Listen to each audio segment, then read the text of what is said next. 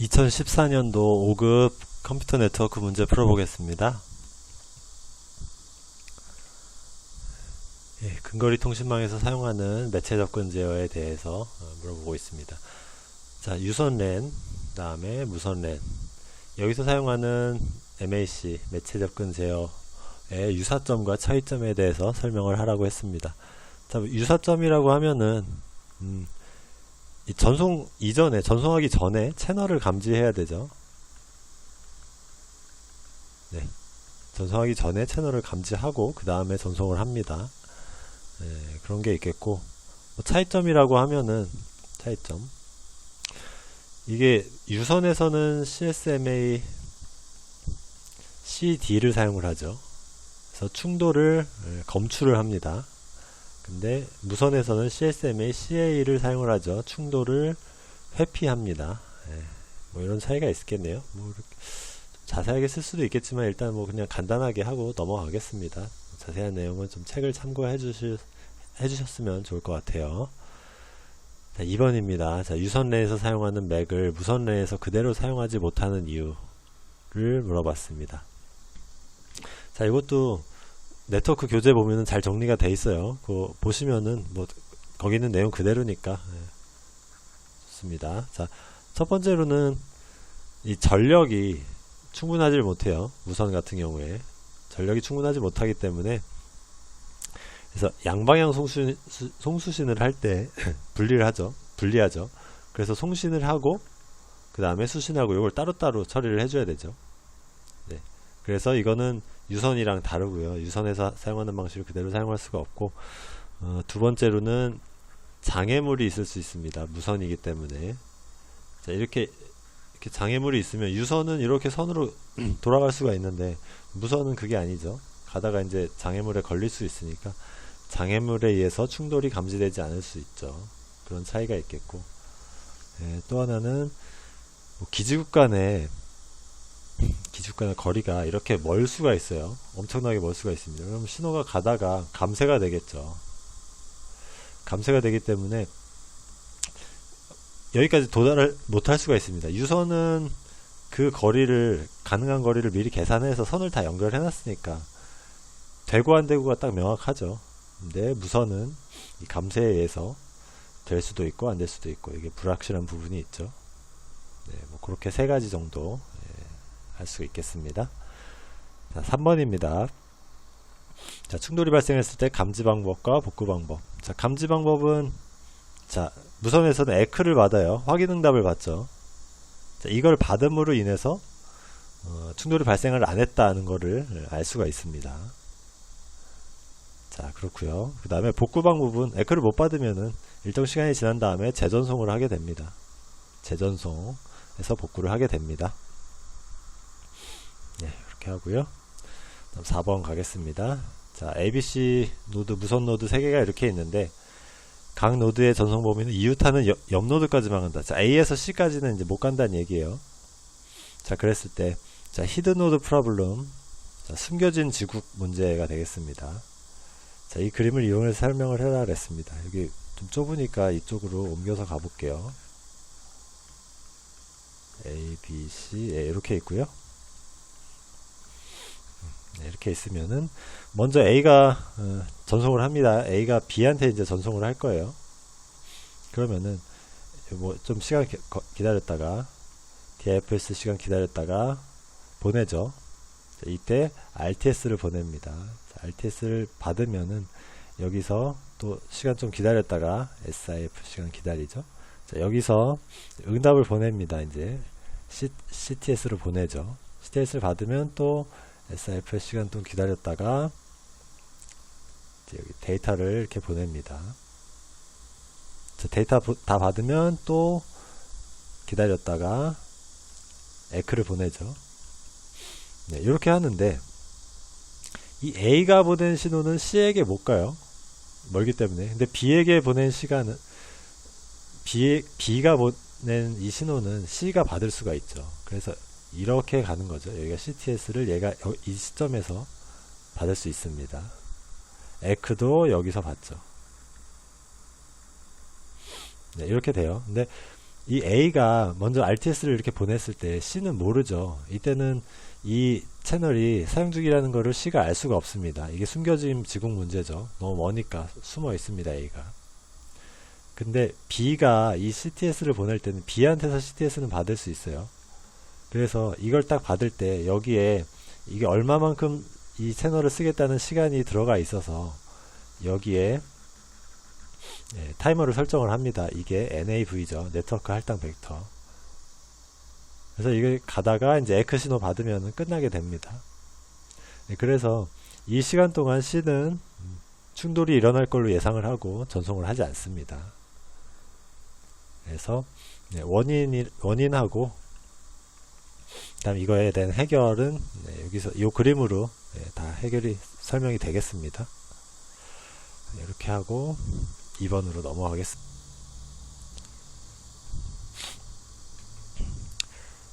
네, 2번입니다.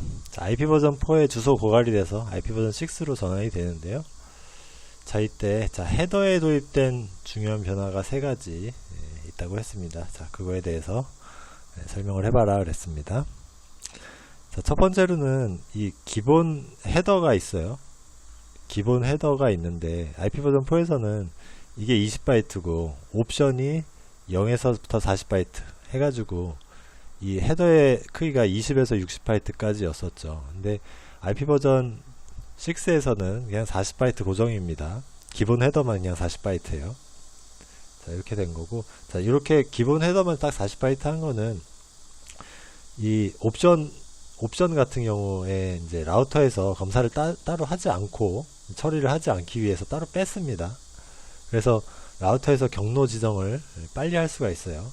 자, 그 이유로 인해서 이렇게 기본 헤더만 40바이트 이렇게 고정을 시켰습니다.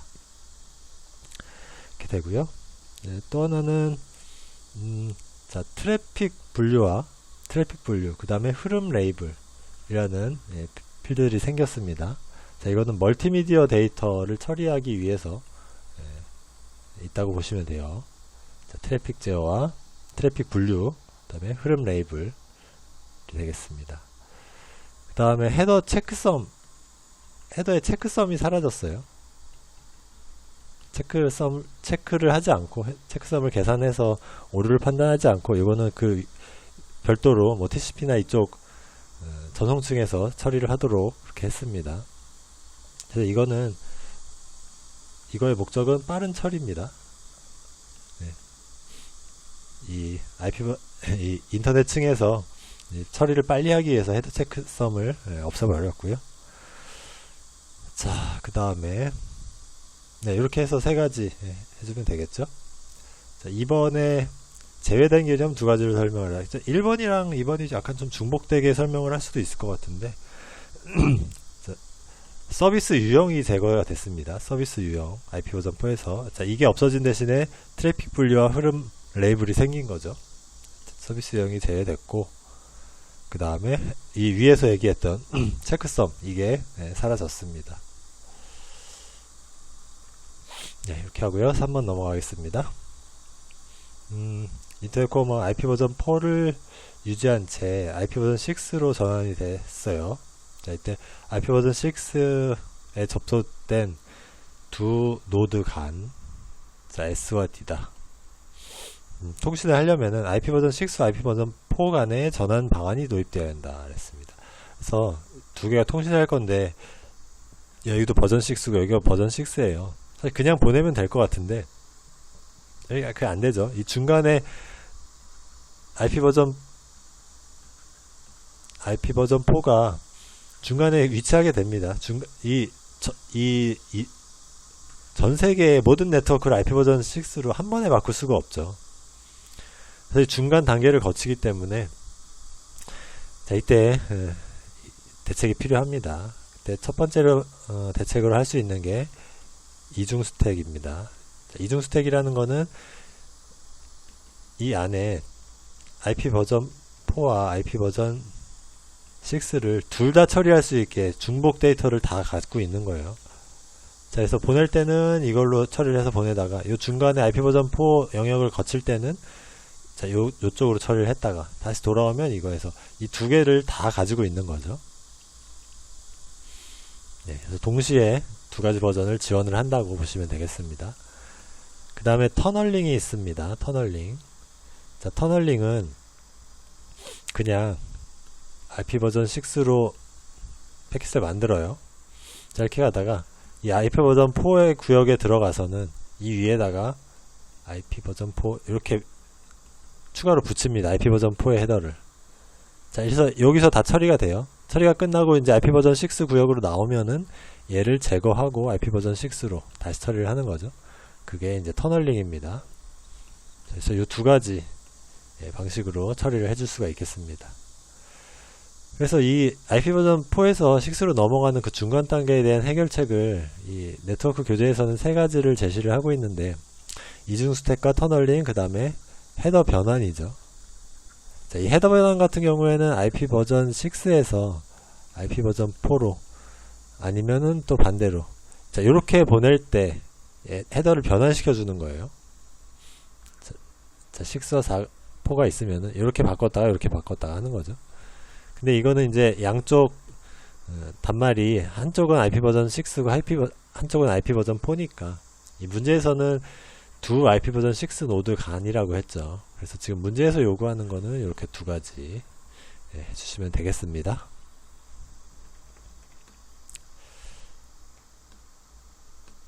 네, 3번입니다. 자, TCP에 대해서 물어보고 있습니다. 자, 신뢰성 있는 데이터의 전송을 위해서 자, 손실 여부를 확인하여 손실 시에는 재전송을 한다. 자, 타임아웃의 개념과 인터벌 설정 방법에 대해서. 자, 타임아웃의 개념이라는 거는 뭐 재전송 타이머를 두는 거죠. 재전송 타이머를 둬서 보낼 때, 전송 시작할 때 여기서 시간 시작하고 쭉 가서 시간이 다 완료되면은 그때까지 이제 에크를 못 받으면 다시 재전송하는 거죠. 이게 뭐 타임아웃의 개념이고, 자, 이거에 대한 인터벌 설정 방법으로는 이 타이머가 완료되는 요 시간 있잖아요. 이게 인터벌이잖아요. 자, 이 시간을 어떻게 결정을 할 거냐, 그거는 이 왕복 시간이라는 RTT라는 개념을 계산을 하죠. 그래서 먼저 RTT를 측정하고 그 다음에 이제 요 최종적인 RTT 값을 계산하기 위한 과정이 있는데 그 계산 과정까지는 생략을 하겠습니다. 그래서 이 RTT 왕복 시간을 계산을 한다. 거기까지만 하겠습니다. 자, 2번입니다. 응답 패킷을 받지 않고 전송할 수 있는 최대 바이트의 수를 결정하는 두 가지 요인. 자, 최대 바이트의 수를, 자, 상황하기 어떻게 되냐. 자, 응답 패킷을 안 받고 우리가 이제 전송할 수 있는 최대 바이트의 수를 결정하는 방법은 이 윈도우 크기를 결정을 하는 거죠. 윈도우 크기 결정하는 방법이, 자, 수신 윈도우 RWND 값이 있고요. 그다음에 혼잡 윈도우 CWND의 값, 요 두 가지 값이 있어요. 그래서 이건 수신 측 윈도우 값이고, 이거는 혼잡 윈도우의 값이죠. 그래서 이 두 가지의 값을 계산을 해서 이 두 가지 중에서 미니멈 값, 최소 값, 둘 중에 작은 값을 가져와서 그걸 전송할 수 있는 바이트 수로 계산을 하게 되죠. 상관관계는 그래서 미니멈, 이 두 개 중에 미니멈, 이렇게 기술을 해주시면 되겠습니다. 3번입니다. 자, 무선 네트워크에서는, 자, 유선에 비해서, 자, 에러가 좀 자주 일어나요. 자, 무선 네트워크의 전송 에러가 TCP의 성능에, 자, 어떻게 영향을 미치느냐. 자, 먼저 에러가, 전송 에러가 이제 자주 발생을 하죠. 자, 전송 에러가 자주 발생을 하면은 무선에서, 자, 이거를 어떻게 판단하냐면, 얘는 TCP에서는 이거를, 아이고, 혼잡이 발생을 했다고 판단을 합니다. 즉 혼잡이 발생한 건 아니죠. 그냥 무선에서 그냥 에러가 발생했을 뿐인 건데, TCP에서는 이거를 혼잡이 발생을 했다고 판단을 해요. 자, 그러면은 혼잡이 발생을 하면, 혼잡 발생했으니까 이 위에서 나오는 이 CWND 혼잡 윈도우의 값을 줄입니다. 조금씩 보내라 이제 이거죠. 혼잡 발생하니까. 자, 이렇게 되면 CWND 값을 줄였으니까 당연히 TCP 성능은 줄어들겠죠. 이만큼을 보낼 수 있는데 혼잡 발생했다고 이제 착각을 해서 요만큼만 보내니까 이 네트워크를 다 사용하지 못하는 게 되는 거잖아요. 이렇게 해서 성능은 떨어지게 됩니다. 네, 이렇게 해서 3번 마무리하고요. 네트워크 문제 여기까지 하겠습니다. 2014년도 네트워크 문제 같은 경우에는 다 그냥 좀 전반적인 개념에 대한 설명들이 많아서 제가 해설을 좀 자세하게 하지 않고 좀 간략하게 하고 마무리를 했습니다. 이거는 교재를 좀 참고하시면 좋겠습니다. 그거는 양해를 좀 부탁드릴게요. 네, 감사합니다.